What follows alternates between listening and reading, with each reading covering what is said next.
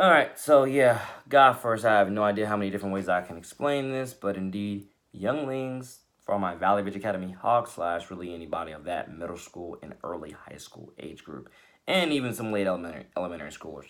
Really all kids, period. Really all kids and teens, period.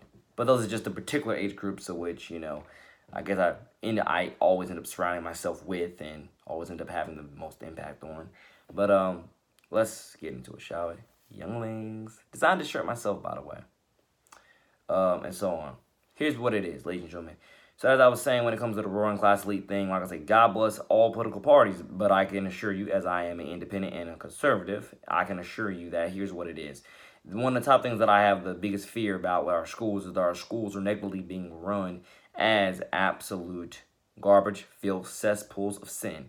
And what that means is that, excuse me, what that means in return is the fact being that, say, actually, like I said in the last video, that means that our administrations are being run like governments, political governments. And what that means is like what they say goes and they don't care what you think.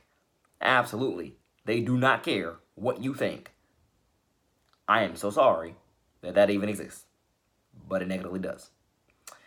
And what that means is, again, other than they don't care what you think, it's like saying we're going to do whatever we want to do whenever we want to do it, and you just have to stick with it. As long as it looks good on paper, it brings us more money, we're going to stick with it.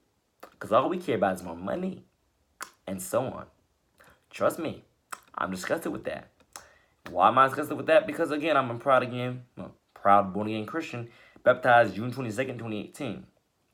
And obviously, if you've been watching this YouTube channel for a long enough period of time, watching my Snapchat, Instagram, long enough period of time, even parts of my Twitter, you would understand I'm a very positive, Jesus-oriented person. And I can assure you, if you do not do certain firings of certain teachers, if you don't do it in good faith with knowing this just isn't going to work because of, everybody doesn't like you, or because of, well, really not really everybody that doesn't like you, because they were trying to impeach Trump on the same darn thing. And you see the Senate was like, we're standing behind this guy, because this is the guy that the American people wanted. At least the majority of the American people wanted, or a certain majority wanted, and so on. And you're only doing this because you don't like the guy, not because he actually did any crimes. I mean, literally, if you look at it politically, the Democrats are literally guilty as much crimes and not more crimes than the Republicans, but they don't care because, once again, what we think goes, and we're going to try to get whatever we want by any means necessary, and so on. And from the research I've done, Obama literally was, committed some crimes too. But once again, if they had tried to impeach him, that would have definitely been a national uproar because, once again, he was black, or really half black, but in their eyes, they just see him as black. So trust me, that kind of makes a little bit of sense. Think about it. If they did this exact same impeachment, at least from the research I've done, if they did this exact same impeachment in Barack's time, oh my God, the country would have been, at least majority country, would have been in absolute uproar. I mean, the research I've done, with the conservative media and such, oh my gosh, Obama definitely committed some crimes. Definitely. And if they had did this impeachment in his time, oh Lord, I can only imagine what would happen. But one of the top reasons why they didn't do it was because the guy was black. That's one of the top reasons why they did not do it. And if you were to ask me, so it's like saying instead of impeaching him, let's just go ahead and try to jam every bill from not passing, to an extent, or whatever the case might be. I don't know everything politically. I was in elementary school when Obama got elected, and then when he obviously went out of office, after his 8-year term, I was in my first senior year at Nice. Wow, how amazing is it? Time flies. But it's just amazing, ladies and gentlemen. I want everybody to understand that a lot of our schools are being ran as political governments.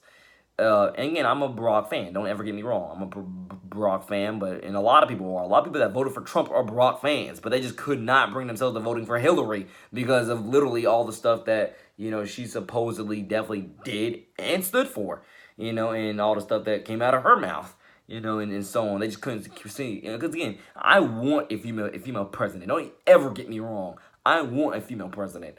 But you have got to choose a female president off of somebody who is God first qualified. Not just voting for her because she's female. You have to have somebody who's God first qualified as your female president, not somebody that that you're just voting for because they're female and you want a female in office. And that's literally what I thought before the election came about, and even now, that's what I thought. I thought, and I think you need somebody that's God first qualified that actually is going to do a God first good job, rather than somebody that just that is just female, and so on. But yeah, I'm a Barack fan. God bless Barack Obama. And I'm also a Trump fan. And if anybody thinking, how can NJ to the city be a Trump fan? Well, because again, do your research. Number one, do your research, and then number two, I kind of wanted Jill Stein to win that election, but she had no chance to. She had no chance to win that election. I really wanted Jill Stein to win it, but she had no chance. And there's some benefits of socialism, but there's also some not good benefits of socialism. Some good benefits of socialism would definitely mean that there is no man left behind.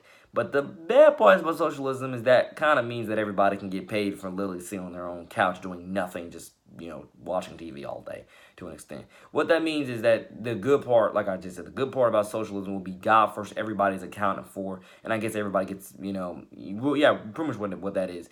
The good parts of socialism is that everybody, I think, from all the research that I've done, people I've heard, the good parts of socialism will be everybody gets God first accounted for. The bad parts is that everybody has like the same health care and a few other things that just doesn't fit the average day American.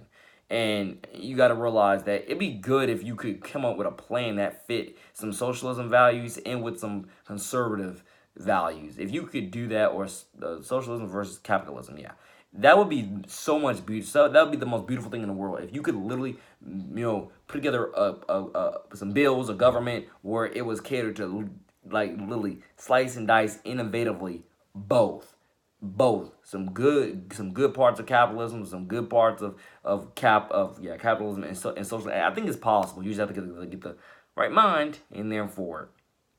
Not to say I am, but I'm just saying it's totally possible. Capitalism versus socialism, you can definitely get it in there. I mean, you can definitely mix and match that constructively within your country, and your country can probably thrive like nobody's ever seen before. If you were to personally ask me, because like I said, we definitely need a country where everybody's got first accounted for, but we also need a country where everybody understands how to stand on their own 2 feet. And that's literally the difference between capitalism and socialism. From literally everything I've heard in the research I've done is that's the difference. Where capitalism is like where there's no man left behind versus socialism where it's like no man left behind, but capitalism is no, you're learning to stand on your own 2 feet and provide for your own self. There's definitely good parts of both, and we just need to constructively God first mix both of them together to make the best and most constructive country for the future generations to come. Again, I'm not wearing this Youngling shirt for nothing. But again, a lot of our schools are negatively being run like political systems. And what that means, ladies and gentlemen, is that a lot of people, a lot of principals and administrations do not care about their students whatsoever, and they're only there for paycheck, which I do not understand that and will never understand that, because these are the same people who want to cry about how they're not being paid enough. How are you going to cry about not being paid enough and look at how you're treating these kids, the next generation? Which makes me wonder, how do you treat your own kids? If you can't treat a random stranger's kids right, how in God's name do you treat your own kids? That literally makes me question. And if anybody were to ask me, how would you be as a principal, Nate? The most loving, caring, fun principal you ever had? Now, that doesn't mean you're getting away with everything, but it definitely means I would never do something like take away Power Hour or Excel time because only a percentage of kids are not using it right. Never. I would just make sure those kids that are not using it right are to have their parents notified they're not using it right, and punish them for not using it right. Because again, some of these kids don't care about their grades, which is one of the top things that I really wish principals, especially if you're a principal and you watch this video, I hope you would understand that not every kid cares about their grades, because not all parents care about their kids or care about their kids' grades. That's why you have a bunch of kids that might not be using it the right way, because a bunch of kids not all kids care about their grades. But punishing an entire school by taking it away so you can implement whatever else you got going on is not going to help anybody. But again, I don't think you're there to help. I think you're just there to, inflict conformity. And that's one of the biggest killers within anything and everything that I've researched over these last couple years. Why are people so much of biased bigots? Why do people love conformity so much? Now, again, military conformity is a whole different ball game. That's a whole different ball game. In order to survive on that battlefield now, whole different ball game. Versus this is kids in regular grade school that you're trying to train up to be productive God first citizens.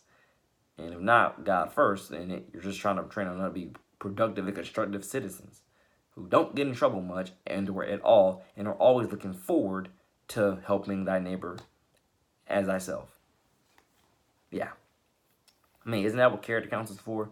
But yeah, I mean, I would be the most fun-loving principal. I want every kid to understand that, especially if you're watching this video, every kid to understand. That does not mean I will let you get away with everything, because you're not getting away with anything. I mean, of course, I can shrug a few things off my, shoulders, but trust me, I would listen to every case. I'll be one of the most hands-on principals you ever met. I'm going to be in that dean's office with you, talking about what you could have done better, what you should have done better, and what you need to do better in the future to not be in this position again. And I will definitely try to God first do what I can to dice out whatever punishment is constructive towards you, getting you where you need to be in the future. Okay, because that's one of the top things to all deans and administration out there in the future. You cannot run these schools like you don't care about people's personal lives. Because guess what? That is definitely why a lot of schools are going through, all these different things I'm not going to name in this video, but I've named in other videos.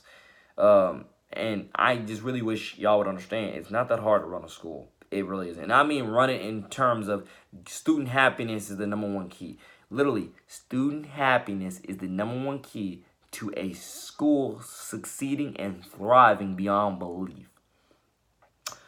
But also bias conformity standards is the number one way to sink a school, and nobody cares. Because once again, like I said before in the last video, from everybody that I've been talking to over the last year and a half since I left Nice, they've been telling me that since I left, school spirit went down the drain and nobody cares. Nobody cares. Nice does not feel like a family anymore. Nice does not feel like a home anymore. Nobody wants to be there. And I'm very, very ashamed to hear that, because that's not the Nice that I fought for, defended, and still to this day represent as the ambassador.